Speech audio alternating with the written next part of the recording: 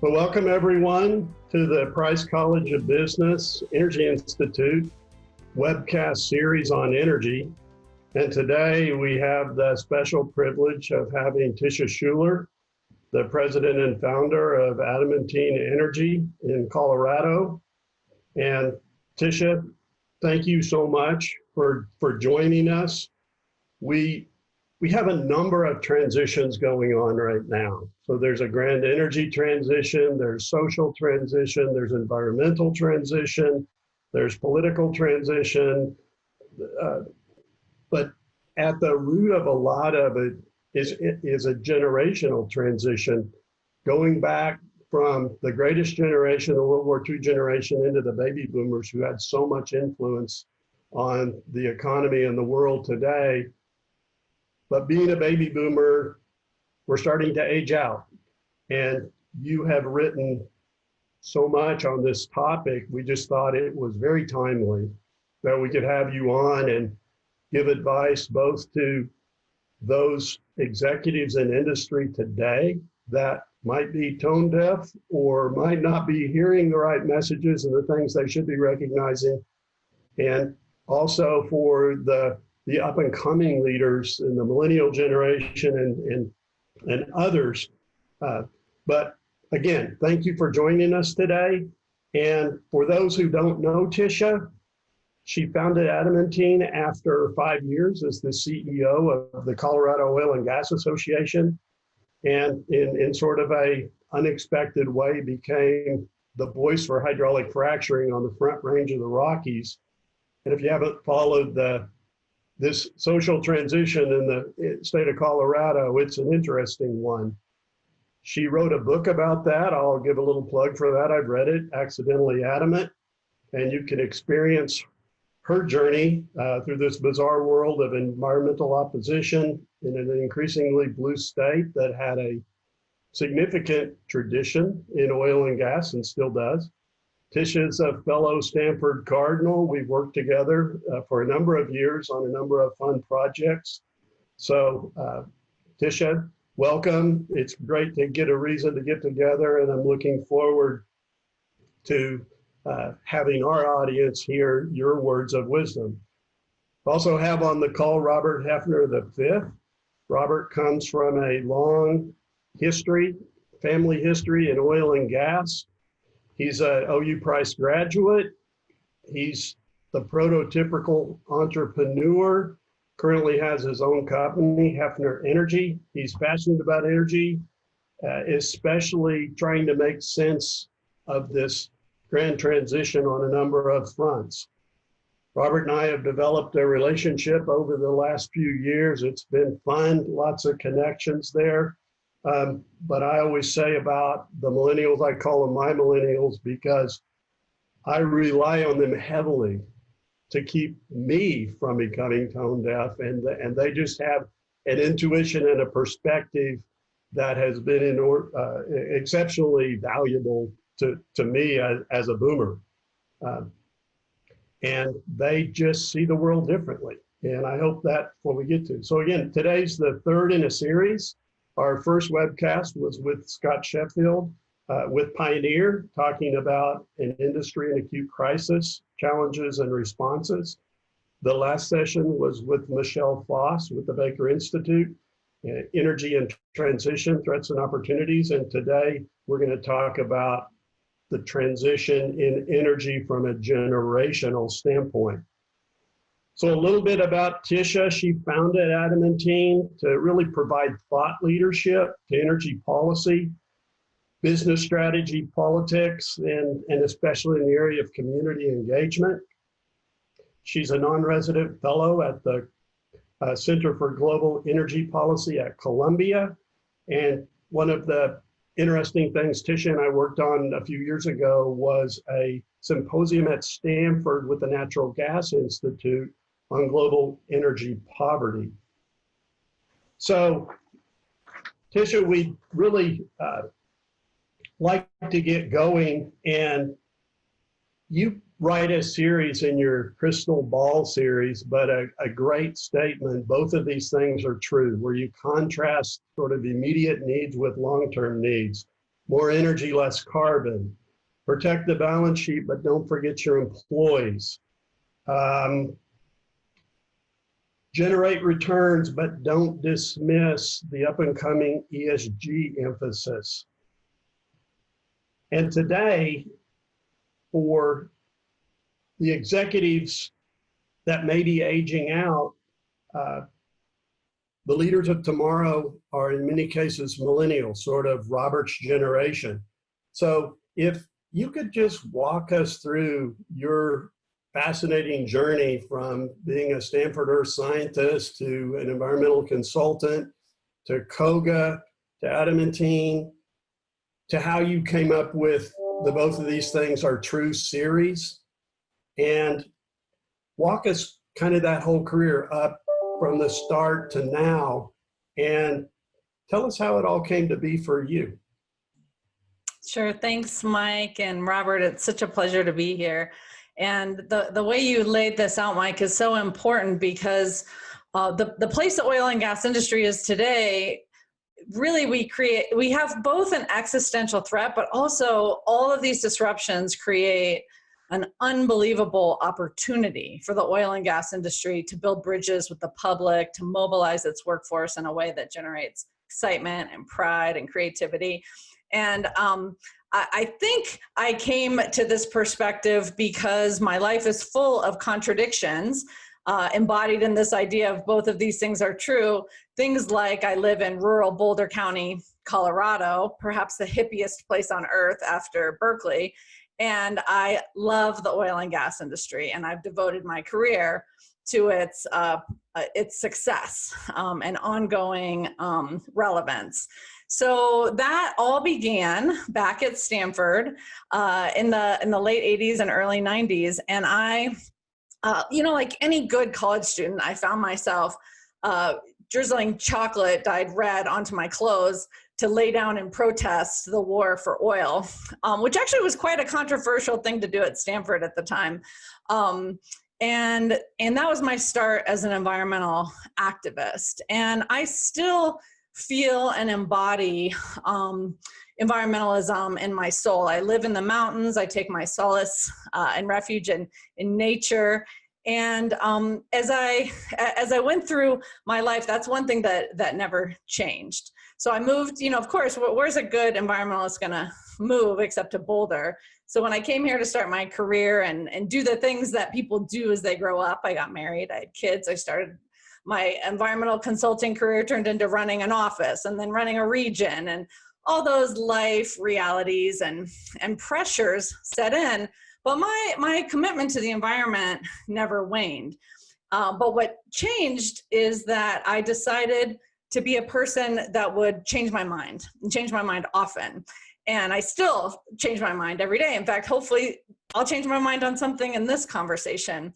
And so being an environmental scientist and a geologist and being married to one also, I became really interested in this fracking controversy and dug in and really wanted to understand it. And came to the conclusion that, for example, that if you wanted to be worried about oil and gas, that was the wrong thing to be worried about. I still feel that very strongly, still ruin many a dinner conversation with that, wanting to dig into that topic. But that's just one example. And so this journey of learning and critically thinking and being willing to be a contrarian, not for the sake of being a contrarian, but for evolving, for being on a continuous evolution, led me to thinking about oil and gas globally. In my worldview, living in Boulder, where my kids were in cloth diapers, I was making baby food, like the whole deal. So thinking about oil and gas, I was, let's get off of it. We don't need it. We're done with it. And so I went on a journey. Do we need it? Actually, can we replace it? And that journey has led me to today. So 15 years later, heck yeah, we need it. Heck yeah, there's a long bridge. Do we need to be a part of the decarbonizing energy future? Absolutely. Well, I'm sure we'll talk about that today. But that's what led me to Koga. I thought the Colorado Oil and Gas Association is so important. Colorado has a 150-year history of oil and gas. The demographics were changing. The location of drilling was changing and conflicting with a lot of new build, new residences. And I thought, I can be a bridge. Very naive, learned a lot, evolved a lot around naivete as well. But I spent those 5 years really wanting to transform how people from my mindset thought about oil and gas, but also about how the oil and gas industry engaged with the public. So if I started talking about 5 national precedent-setting regulations, people would hit stop on this webinar, so we won't do that. But there's a lot of things we could talk about how we as an industry engage differently. Did the controversy go away? No. In fact, I think the public has really reached a tipping point driven by political identity and demographics, where more people than not think we don't need fossil fuels. More people than not think that oil and gas is a fuel of the past. So in my work today, the emphasis I put on is that the obligation is on us to lead, to transform, to build bridges, to communicate with the public, with investors, with regulators on their terms. And that has led to all the work I'm doing today and how I've come to view these disruptors that you mentioned, which is everything from expectation for an immediate energy transition to a pandemic, to oil price collapse, to rise of the millennial generation, has all led me to think about, well, how do we use that to our advantage? Our industry has a 150-year history of entrepreneurship. When electric lights came in, we didn't just fold up and go home. We transitioned into selling fuel for the internal combustion engine. And we have morphed and evolved, and we do this as part of our DNA and who we are. And because of political identity, we've gotten a little combative and maybe not embracing the opportunity to reinvent, co-create the energy future. And so that's what I'm really excited about. And the reason I've developed a passion for the millennial generation is that I used to like everyone. So I'm Generation X. You didn't even mention Generation X. We're the forgotten generation. We're just sandwiched between you two relevant generations and nobody cares about us. And so I was as resentful as anyone about the millennials. But now dominating population will soon dominate the electorate, dominating economics. I thought I better get on board. I am not willing to be left behind. And so that transformation within me, once again, having to evolve, that will be a theme. Once you embrace the millennial generation, you are on a fun, wild, creative ride. And the millennial generation is almost 40. So we're not talking about 21-year-olds. That's Generation Z. We're talking about a generation in their peak economic, political, civic relevance. So I'm betting my future on the millennial generation, and that's why I'm spending so much time thinking about how they lead us into the future. So that's a great description. And you love millennials, I love millennials. So I thought if we're going to talk about millennials, it'd really be important for us to have a millennial on the call. So Robert's on, he's in exactly that prime part of his career. And so Robert, take it from there. What advice can Tisha give old guys like me and young guys like you? Yeah, I love that you went there so quickly, Tisha, with your comments, and I'm with you. I love the enthusiasm and the passion of my generation. I'm one of the oldest millennials out there. They began, I believe, in 1983. I was born in 1985.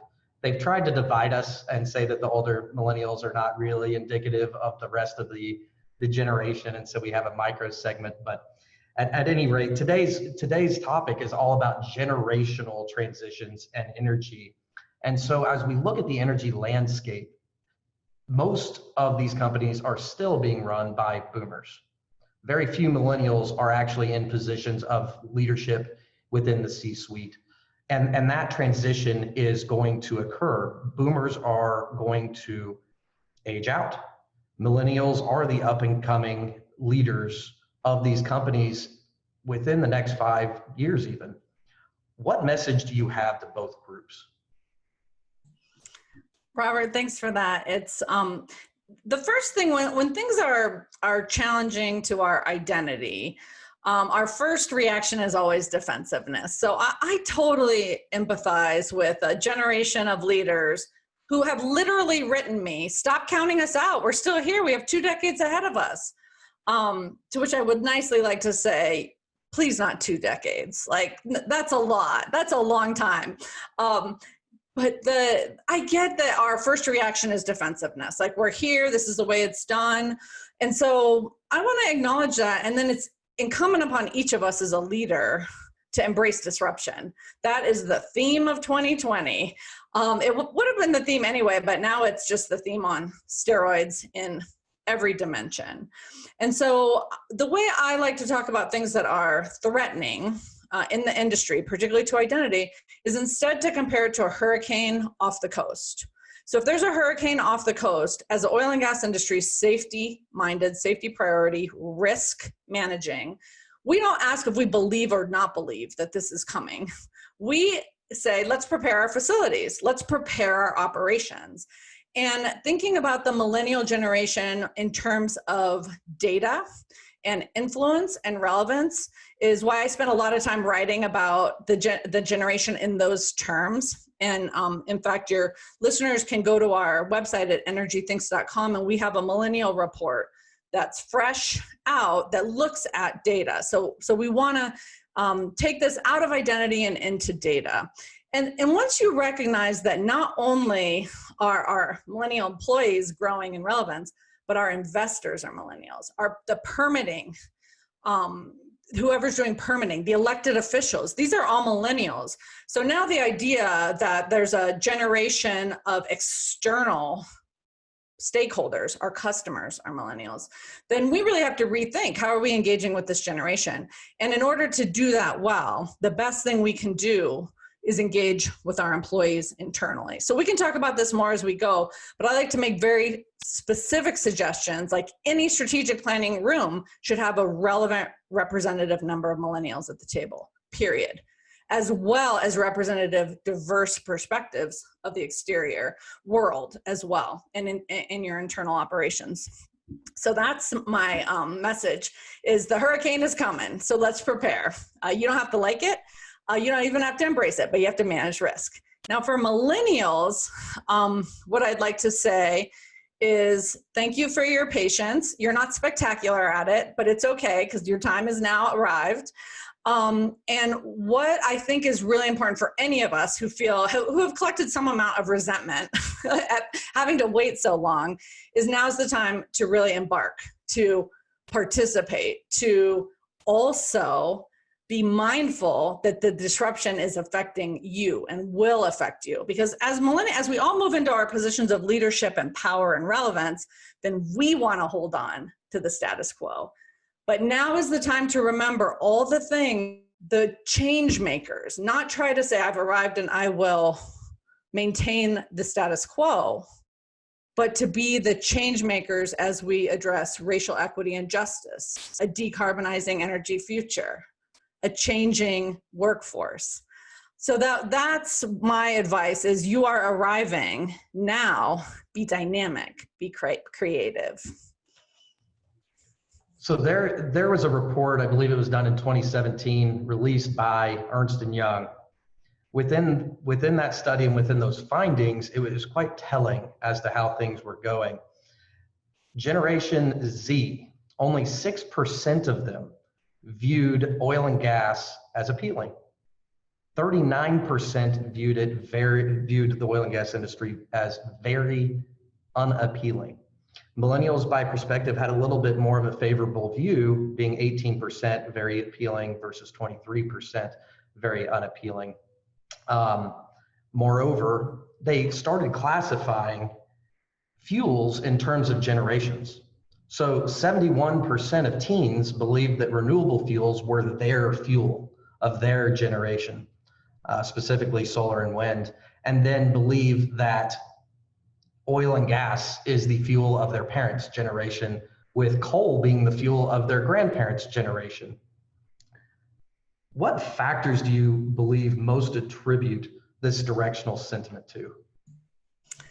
That's such an interesting caricature, Robert, and I'm so glad you shared it because it does a few things. First, it anthropomorphizes fuels, right? Like we take carbon molecules or electrons and we make them good and evil, and now we make them old and dinosaurs and or modern and exciting. So that's so relevant and so important for oil and gas leadership to contemplate and really think about evolving their thinking around.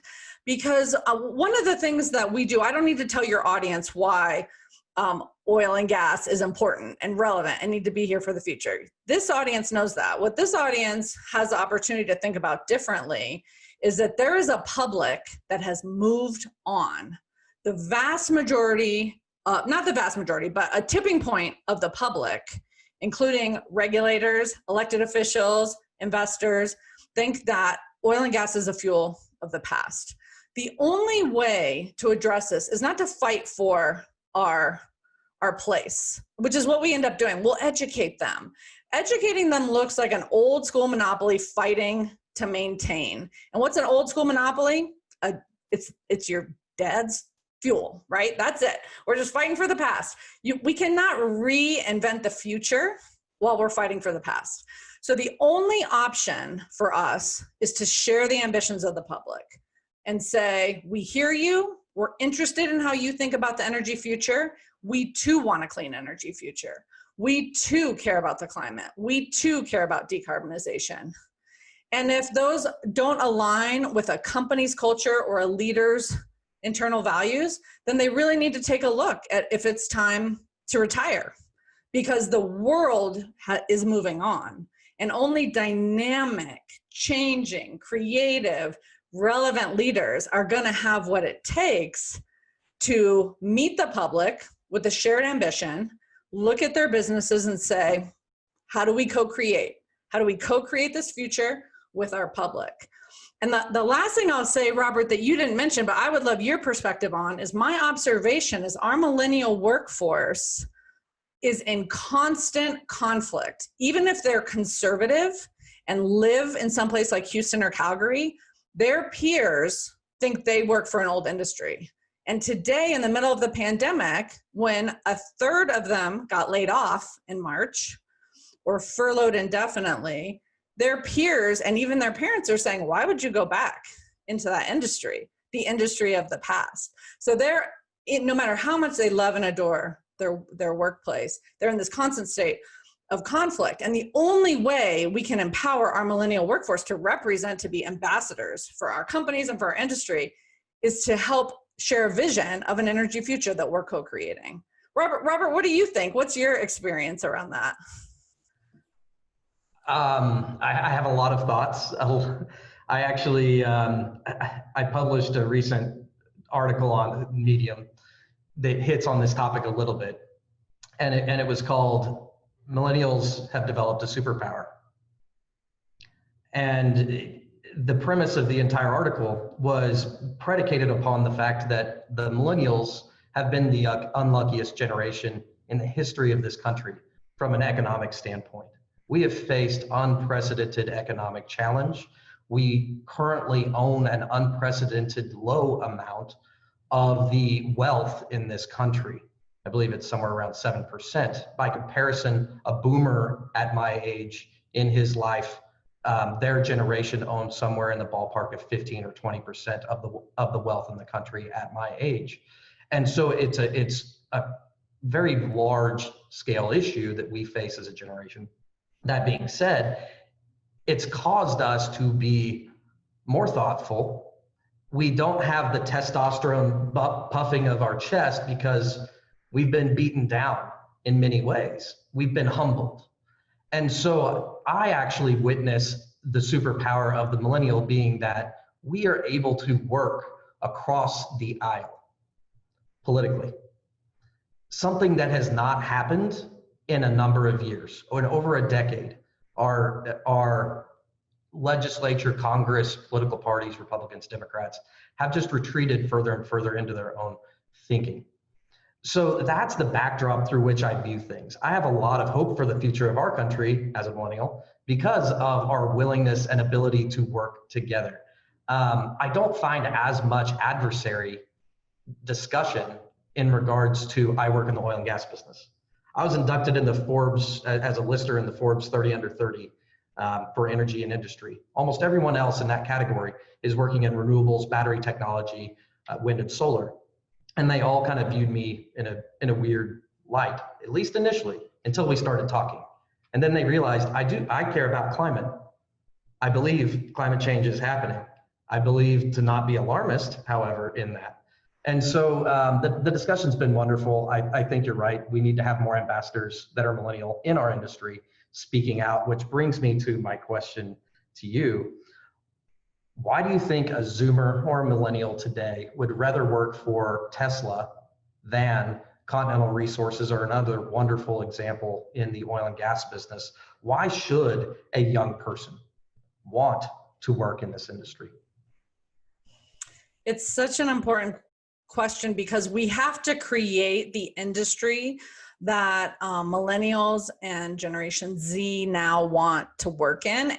And frankly, we haven't created that. So those who are in the industry and know our creativity are often second generation or have some special link to the oil and gas industry. I think the way we make our workplaces the place to take your career is a couple things. One, we have to have a public narrative about the future.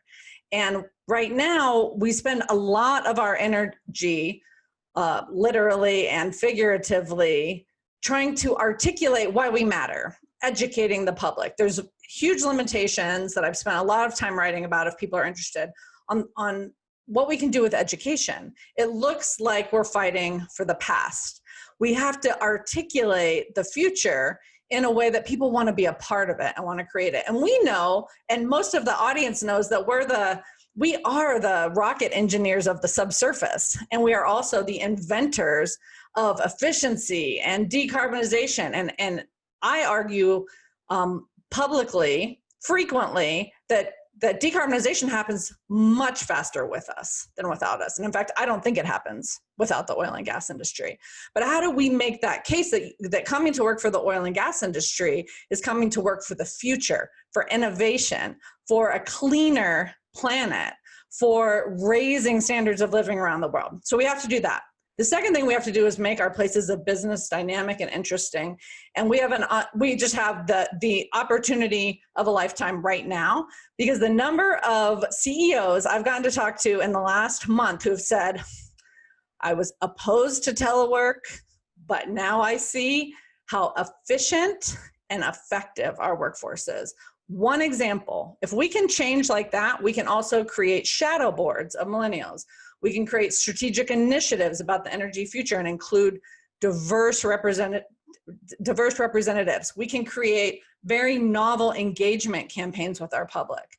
Ultimately, we have to change. We have to transform. We have to disrupt instead of be the disrupted. And then people will want to work for us. And our millennials will go tell their friends, we got a job here for you. And we're so creative and dynamic that we can figure out how to put your IT skills to work in our business. We can put your graphic design skills at work in our business.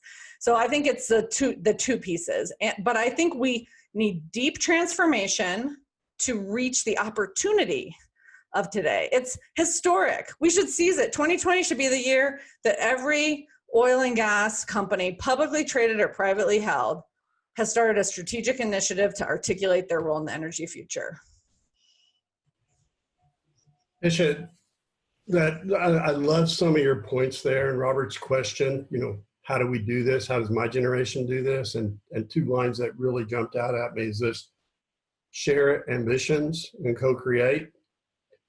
I've spent a fair amount of time on your website. I'm an avid reader of your regular email series. I would encourage the audience to get on your website and sign up for that. It's free and there's a lot of insight there. But I saw some of the things at the company that you guys specialize in, and they're skills that historic leaders in the energy industry didn't really have to deal with. Our generation was about creating abundance. That was finding reserves and producing them. And now we're moving into this world of managing abundance instead of creating it. But with that comes some challenges. So I see things on your website like board strategy, navigating strategy, de-escalating conflict, energy access. This is a whole new set of challenges that we weren't really trained to do. But one of the things that really jumped out at me, and it's a big tagline you have on the site, was this concept of future proofing against rising social risk. So it's obviously something, that's on your heart and your mind. Can you dive a little deeper into what that means and strategies you give companies to do that? Absolutely, Mike. Thanks. The idea of future proofing is also the idea of seizing opportunity. And some companies need to look at it one way and some the other. Most oil and gas companies are quite conservative by culture, and the leadership is politically conservative. And I think that has accidentally served as an impairment to a keen observation of the disruptions around us.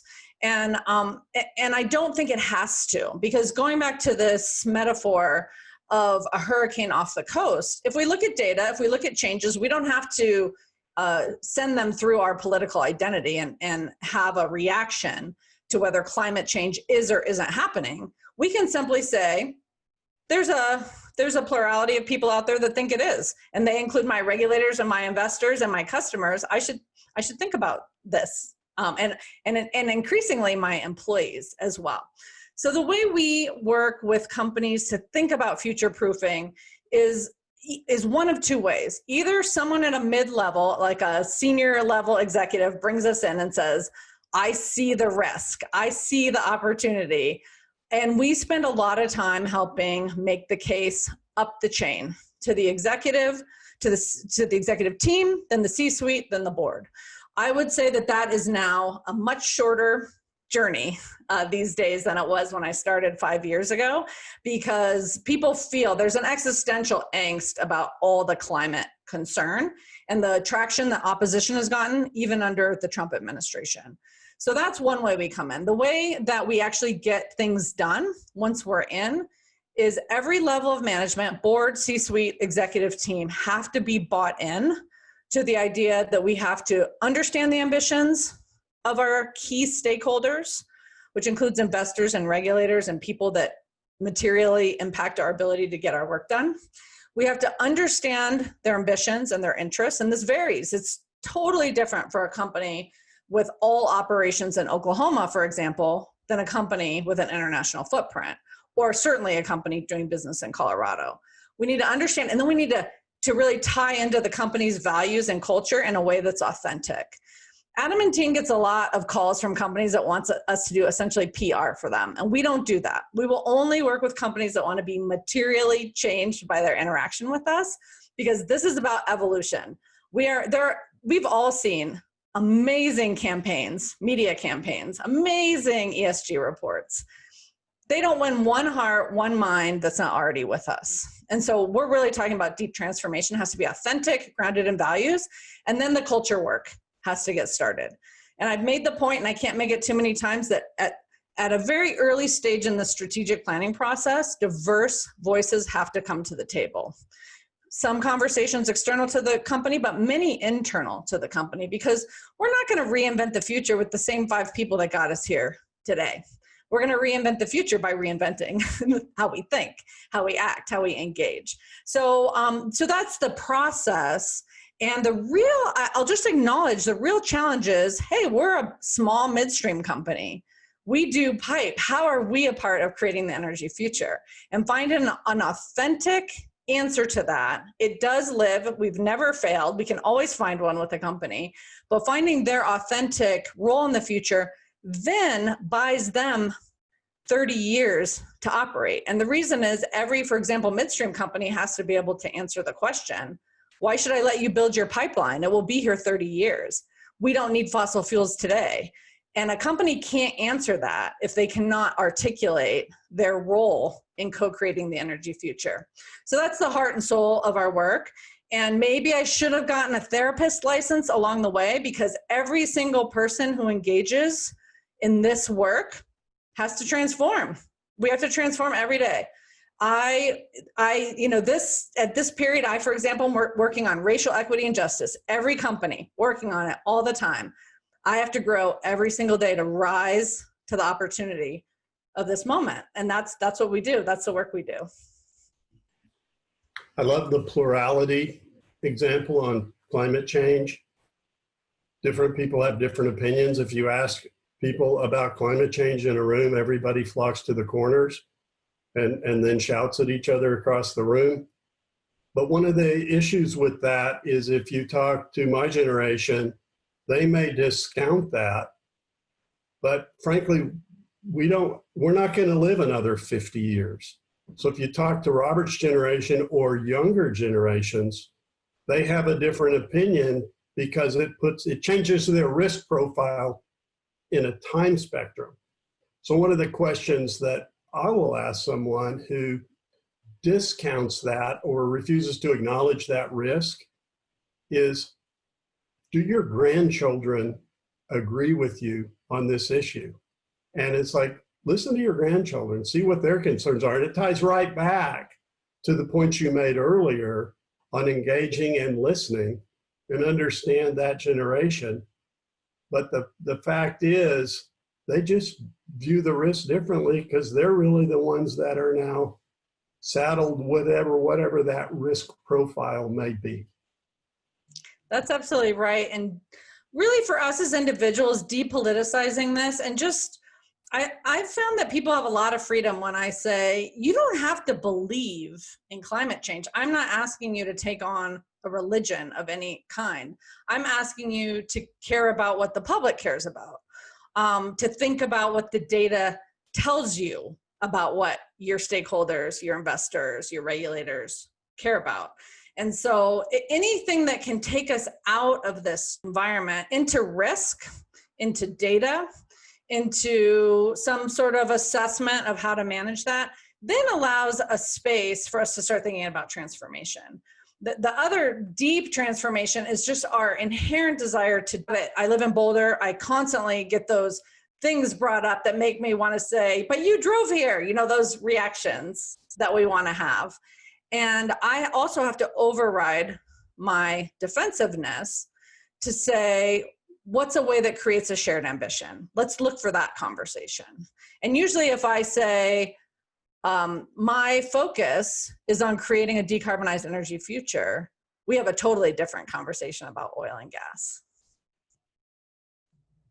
So Tisha, it seems impossible to discuss generational energy transitions without discussing climate. As you probably know, Michael Schellenberger just released his new book, Apocalypse Never, on June 30th. I've just finished it. It's an absolutely wonderful book. And to be clear, Michael is not a climate denier. Similar to our guest here today, Tisha is a passionate environmentalist who also happens to be someone who involved in the oil and gas industry. So I think that makes you a very unique voice to speak on these specific questions. First, have you had a chance to read the book yet? I haven't, but I know Michael Schellenberger well. He was one of the two founders of the Breakthrough Institute, and I serve on their board of directors, and they also spoke, if you can believe this, at a KOGA conference 8 years ago. So haven't read the book, familiar with the work. So for our listeners and viewers here today, what are your thoughts regarding climate change versus climate alarmism? And can you quickly define that for our viewers today as well? Thanks for the question. And I'll share my personal views with this audience because it'll make it more fun and interesting. At the same time, I'll say my personal feeling about climate is irrelevant to my work because the data tells me that the public cares. And so that means I care about it because I share ambitions with them. But my personal feelings about climate are that there are more important global priorities. than climate change. And then my number one mobilizer is raising people out of poverty globally.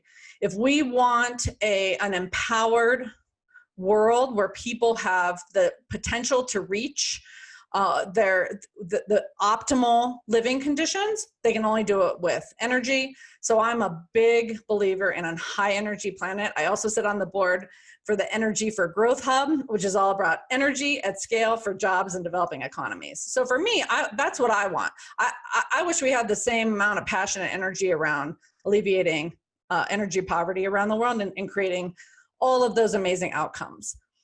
So that said, I still think climate is a extraordinarily high global priority. I'm a geologist, I'm an environmental scientist, I buy the data. Even though it's not my top priority, I want to do everything I can to be part of the solution. Because I work in this idea of both of these things are true, I can hold two potentially opposing priorities in my mind at the same time with the plan to address them. So that's how I think about that.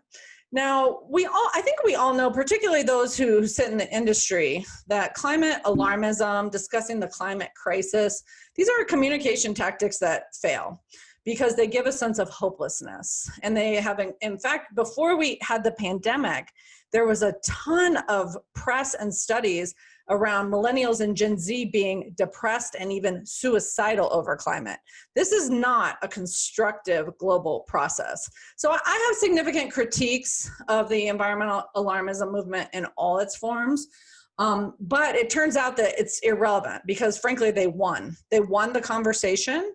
They are winning increasing influence. And in the US, where there's the possibility of a significant political blue wave this fall, we need to get on board with the conversation. And we cannot be credible critics of the environmental apocalypse conversation when we're not even at the table. Then it goes back to looking like defending territory. So the way I engage is that the burden is on us as the oil and gas industry to share the ambitions, to participate, and then we create space for navigating some of these conflicting priorities and saying, well, are we willing to give up this? Are we willing to take on that? Can we be focusing on mitigation and adaptation? Can we have net zero or net negative oil production? But right now we don't really get to participate in those conversations. So that's my priority. Let's get at the table. Let's participate. Let's be part of the solution. And I keep most of my personal views about this now out of the conversation so that we can focus on getting to the table and working on co-creating the energy future. So Tisha, the statement you just made, they won, that's a big statement. And what's scary about that, and I'm really glad you brought up the energy poverty because I know that's a passion of yours, it's a passion of mine. But one of the dangers of they won is that to alleviate global energy poverty, understanding that standards of living, education, all of this is tied to energy use, okay, is that to solve energy poverty, you have to have affordable, reliable energy access. And for example, and I'm a big advocate of renewable energy, but renewable energy can't do it all. And you and I have had the conversation on cooking fuels, for example, and just how much of a difference it would make to humanity for a couple of billion people if they had clean cooking fuels, which would involve, for example, natural gas. But if we've lost this argument and we're not at the table, but we still got to get that message out there that there's some places that actually need fuel, like hot fuel to cook food. Okay, or affordable backup generation capacity in the electricity grid to keep the grid stable, reliable, and affordable. How do we change that narrative so we can get that topic back into the discussion? Because if we're not at the table, we can't have it. If we don't have it, we could actually, by losing, as you put it, they won, we could find ourselves with an energy system that doesn't work very well and it's not that affordable. So how do we change the narrative? I'm so glad you called me out on saying they won, because for me, they won is empowering. They won means we can stop fighting to win, which is what we spend most of our time doing, fighting to win and fighting to educate. So they won for me when it actually happened in January of 2019. I was going to Calgary to give a talk, and a tremendous pipeline overhaul legislation went in that basically shut the industry down in Canada. And this was still fresh. Now it's something that we know is a fact. And I thought, giving my normal spiel about advocating for the industry as an industry ambassador is not going to cut it. And so I dug in again to data. Where are we? Where are we on public opinion? Where are we on demographics driving future public opinion? And when I came to the conclusion that the public is going to think of us as a fuel of the past until we do something different, and there is going to be a plurality that's opposed to us, then I thought, let's do things differently.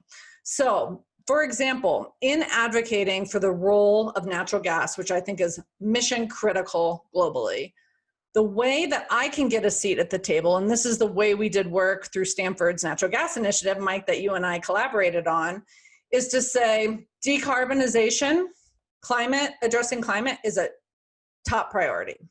Now, how do we do that realistically in a world where the reality of energy development is coal plus solar? And we could reduce emissions dramatically by changing that formula to natural gas plus solar. To get a seat at the table, I have to put climate first. And so that's what I think. And I think in the absence of a transformation of the oil and gas industry and the way we talk and think internationally, especially in this world of green stimulus and recreating the energy future, we have to articulate our shared alignment. And you can see that in the massive pivots that the European international oil and gas majors have made, which I do not view as a capitulation. I view as a very timely change to meet stakeholders, policymakers where they are. And then you have room to say, if we share these ambitions, what's the best way to get there? Let's look at all the options. And natural gas is overwhelmingly relevant because it also is feedstock for fertilizer and feedstock for industrialization. And if you can create the argument, as Energy for Growth Hub does so effectively, that developing economies that will be affected by climate need what? They need cement, road, infrastructure. They need jobs. They need prosperity. All these things are empowered literally by our products and our feedstock. So that's why I think it's liberating to acknowledge that public opinion has moved on. Now let's join them and let's lead into the future. So Tisha, being mindful of time, I'm going to try to fit in one additional question before opening the floor to you for any of your closing comments. But cancel culture has come back, speaking generationally. Michael Schellenberger, his story was canceled on Forbes, called On Behalf of Environmentalists. I apologize for the climate scare. Highly decorated filmmaker Michael Moore, he was canceled for Planet of the Humans on YouTube. Most recently, yesterday, Michael Schellenberger was canceled on Facebook. What is the role of social media in this discussion today? And do these social media outlets have a duty to silence their critics who want to have that seat at the table? It's such an important question. And I'm going through my own journey in real time about this, because the easy answer would be for me to talk about the importance of open and free speech and dialogue. That would be the easy answer. And it's an answer that our whole audience would resonate with. I'm asking myself, why are voices that have felt disempowered now feeling empowered, using that to cancel, and where can we find a shared ambition in that? So I'm not done with this work. I'm reading and thinking about cancel culture right now. I've been asked to write, both of these things are true about it. But the answer people want from me is free speech, free dialogue. I actually think that's too easy. I'm more interested in saying, why are people resorting to cancel culture? It's a power grab. It's a power shift. And if we just defend our historic power structures, we're not evolving. So I don't have an answer right now. I have been the equivalent of canceled in the environmental movement in Colorado, to an extreme results. But I don't want to go to the easy place. So I think right now what we can all ask ourselves is, how are power dynamics shifting? How can we find shared ambition in that shift? And how can we, as the people in power, frankly, and historically benefiting from the systems in place, how can we participate in building bridges, creating platforms, and modeling dialogue and free speech that makes us uncomfortable? So I'm in process. Fair enough. I love the candor. Thank you for that. Our time is running out together. Are there any closing comments that you would like to make before we follow up with our conclusion? Well, thanks, Mike and Robert, and it's such a pleasure to be able to participate. If I left everyone with one thought, it would be that the oil and gas industry has the opportunity of all of our lifetimes to seize the multiple levels of disruption underway, take that empty space of concern and disorientation, and articulate how we are going to create the energy future in collaboration, in relationship with the public, and with diverse perspectives, and with a generation that's coming into power. Our legacy as the current leaders of the industry must be to empower the disruption that's underway, to launch it into its success, and then to step back and support its ongoing evolution. And that's what I've committed myself to, as uncomfortable as that is. Do I want to lead the charge? Do I want to be out front with the flag? Yes. That's not what we're called to do. We're called to create a space for disruption and leadership and support its launch. So that's where I would like to leave it. Thank you, Tisha. It's clear that you're passionate about what you do. You clearly love what you do, and that's a wonderful thing to find in life. Thank you for your candor here today. For our viewers, I would like to remind you that this is an ongoing webcast series as part of the Energy Institute at the University of Oklahoma. For more information about future episodes, please visit the Energy Institute website. On behalf of the Energy Institute, the University of Oklahoma, baby boomers, and millennials, I'd like to thank everyone for being with us today. I'd like to thank you, Tisha, in particular, for being willing to share your thoughts. I hope you found it edifying and that you'll proactively continue to engage. Have a great day.